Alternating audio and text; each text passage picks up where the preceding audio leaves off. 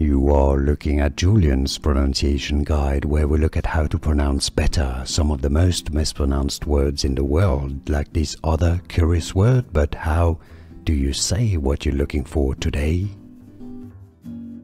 We are looking at how to pronounce this word and more confusing vocabulary too many people get wrong in English, so stay tuned, loads to learn here. Dismount, stress on the second syllable, but otherwise British and American English pronunciations are similar here, so it's easy once you know dismount, dismount, and now you know. More videos for you here to learn more correct pronunciations. Thanks for watching.